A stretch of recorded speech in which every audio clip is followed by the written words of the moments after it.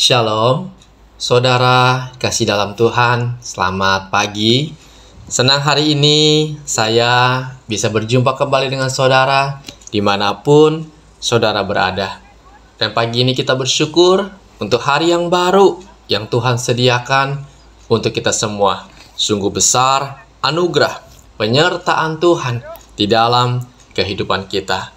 Mari saudara, sebelum kita merenungkan sebagian kecil daripada firman Tuhan, kita berdoa terlebih dahulu. Bapa kami di sorga, Allah yang baik, kami mengucap syukur untuk pemeliharaan kasih Tuhan yang tiada henti di dalam kehidupan kami. Tuhan, kami bersyukur untuk hari yang baru yang Tuhan sediakan. Kami bersyukur untuk penyertaan Tuhan di dalam kehidupan kami. Mari Tuhan, saat ini Engkau berbicaralah kepada setiap kami lewat kebenaran firman-Mu. Di dalam nama Tuhan Yesus yang berdoa dan kami mengucap syukur. Amin. Saudara, renungan kita hari ini terambil dari Ibrani pasal 10 ayat 19 sampai 22 berkata demikian. Jadi saudara-saudara, oleh darah Yesus kita sekarang penuh keberanian dapat masuk ke dalam tempat kudus, karena Ia telah membuka jalan yang baru yang hidup bagi kita melalui tabir, yaitu dirinya sendiri.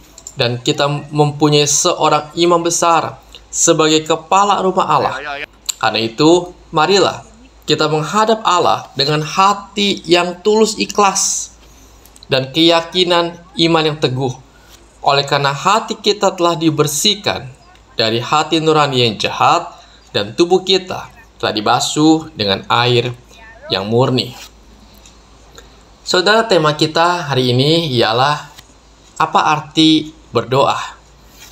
Kita seringkali mendengar orang berdoa, dan kita pun sebagai orang Kristen pasti berdoa. Betul ya? Saudara, dari sudut pandang Alkitab, manusia diciptakan menurut gambar Allah, imago Dei. Diciptakan menurut gambar Allah, berarti kita sedang dirancang untuk mencerminkan Allah dan memiliki relasi dengan Allah. Yaitu seorang tokoh reformasi bernama John Calvin pada abad 16 menuliskan satu istilah, yaitu Divinitatis Sensum, atau the awareness of divinity. Apa itu saudara? Yaitu bahwa sesungguhnya setiap manusia dilahirkan dengan pengetahuan bahwa Allah itu ada, disertai dengan keyakinan bahwa Allah adalah pencipta. Pemahaman ini dimiliki secara alami dan universal oleh setiap manusia. Karena itu kita mendapati bahwa doa tidak terbatas pada agama Kristen saja. Setiap agama, bahkan setiap orang berdoa kepada Tuhan, khususnya pada waktu keadaan terjepit. Saudara, bahkan John Calvin menyebut kesadaran ilahi ini sebagai pemahaman bawaan sejak lahir dalam diri manusia. Oleh sebab itu, dengan sangat meyakinkan, ia mengatakan berulang kali bahwa kesadaran akan ilahi itu betul-betul ada di dalam diri manusia, dan hal itu tidak akan pernah dapat dihilangkan. Saudara, hal ini mendorong kita sebagai anak-anaknya, sebagai umatnya, untuk kita berelasi dengan Allah, bukan dimulai dari ketiadaan, tetapi dari sebuah rasa yang telah diletakkan oleh Allah di dalam diri setiap orang, bahkan jauh sebelum ia menyadari bahwa ia sungguh membutuhkan Tuhan. Itu sebabnya saudara, berdoa tidak seharusnya dibatasi oleh waktu dan tempat.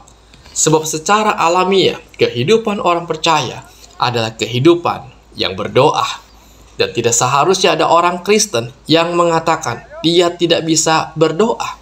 Karena berdoa merupakan tindakan alami dalam diri orang percaya yang dilakukan atas kesadaran bahwa Allah itu ada. Karena itu saudara, apa arti doa? Doa adalah merupakan hak istimewa seorang anak Tuhan untuk berkomunikasi dengan Bapa di sorga. Kita memiliki suatu hak istimewa yang Tuhan berikan kepada kita, karena Tuhan yang telah menjadi penebus kita, Tuhan yang menjadi imam besar bagi kita.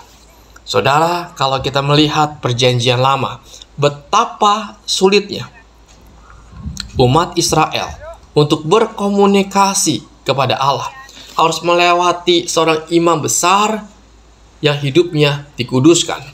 Imam besar ini masuk ke hadapan Allah, ke ruang maha kudus, sekali dalam setahun untuk penebusan dirinya dan umat Israel. Sekarang saudara, Kristus mengerjakan buat kita sekali untuk selamanya. Dia telah mempersembahkan hidupnya sebagai korban penebus dosa.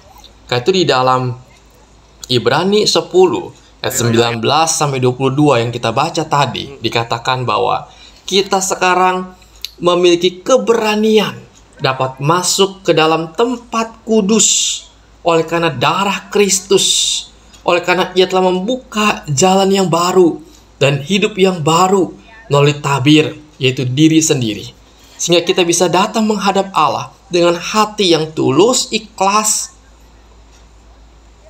dan keyakinan yang teguh bahwa Tuhan yang menjadi jembatan buat kita. Saudara, kita bersyukur karena ada Yesus Tuhan kita yang menjadi imam besar agung, yang menjadi perantara kita, yang sudah mencurahkan darahnya bagi penebusan dosa-dosa kita. Saudara, karena itulah Tuhan berikan kepada kita hak istimewa untuk kita bisa datang kepada Tuhan dengan leluasa. Ketika kita berdoa, kita bisa mencurahkan isi hati kita. Ketika kita bisa berdoa, kita bisa berelasi dengan Tuhan, ngobrol dengan Tuhan, bercakap-cakap dengan Tuhan, dan supaya hubungan kita semakin erat dengan Tuhan. Yaitu saudara, mari kita gunakan hak istimewa yang sudah Tuhan berikan kepada kita untuk kita menjalin relasi dengan Tuhan, sehingga kita tambah dekat dengan Tuhan. Saudara, itulah arti berdoa, suatu hak istimewa yang Tuhan berikan kepada kita untuk kita bisa berkomunikasi dengan Bapa di sorga. Mari kita berdoa. Tuhan, terima kasih untuk kebenaran firman-Mu. Kau ajarkan kami satu hal yang penting di dalam kehidupan kami. Doa. Bahwa kami membutuhkan Kau. Dan kami diberikan suatu hak istimewa untuk datang kepada Engkau dengan leluasa, kapan saja dan di mana saja. Karena Engkau sudah membuka jalan buat kami. Tuhan, kami sungguh bersyukur kepadamu. Pimpin sepanjang hari ini akan kehidupan kami ya Tuhan. Berbagai aktivitas kami, kegiatan kami sepanjang hari ini, biar Tuhan menolong kami. Kami rindu agar hidup kami boleh memuliakan nama Tuhan. Di dalam nama Tuhan Yesus yang berdoa dan kami mengucap syukur. Amin. Puji Tuhan saudara, kita telah mendengarkan renungan firman Tuhan hari ini. Kiranya terang firman Tuhan yang telah kita dengar boleh menerangi hati dan langkah hidup kita sepanjang hari ini. Dan sampai jumpa lagi saudara dalam renungan-renungan selanjutnya. Tuhan Yesus memberkati kita semua.